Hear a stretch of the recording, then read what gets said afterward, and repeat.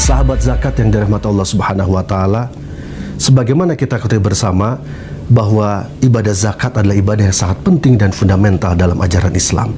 Ia adalah bagian dari rukun Islam yang 5. Namun demikian, kalau kita melihat kenyataannya, banyak di antara kita umat Islam yang masih menganggap zakat ini adalah beban dibandingkan dengan kebutuhan.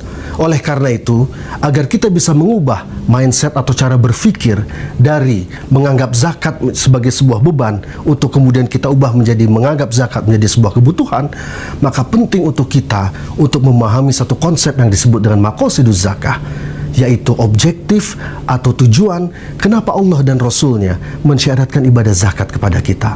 Nah, kalau kita bedah sahabat zakat yang dapat Allah Subhanahu wa taala, ayat-ayat dan hadis-hadis yang terkait dengan ibadah zakat ini, paling tidak kita bisa mengelompokkan maqasiduz zakah atau tujuan objektif ibadah zakat ini ke dalam 3 kelompok besar dimensi maqasiduz zakah.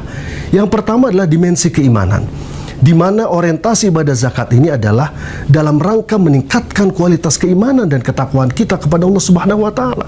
Dibersihkan harta kita, jiwa kita, diri kita dari berbagai macam penyakit. Tujuannya adalah dalam rangka melahirkan pribadi-pribadi yang memiliki kesadaran spiritualitas yang tinggi kepada Allah Subhanahu wa taala. Karena itu di dalam Al-Qur'an surat At-Taubah ayat 103, ketika Allah memerintahkan untuk mengambil paksa zakat, maka orientasi ibadah zakat ini adalah yang pertama, yaitu dalam rangka mensucikan harta jiwa kita. Khudz min amwalihim shadaqah tutahhiruhum wa tuzakkihim biha. Kemudian yang kedua, tujuan dari maqasiduz zakah, objektif dari ibadah zakat ini adalah dalam rangka melahirkan pribadi dan masyarakat yang sakinah, dalam rangka melahirkan struktur sosial hubungan masyarakat yang kuat, yang saling mencintai antara satu komponen dengan komponen yang lainnya. Sebagaimana di dalam lanjutan ayat tersebut, di mana Allah menyatakan washolli alaihim inna sholataka sakanul lahum.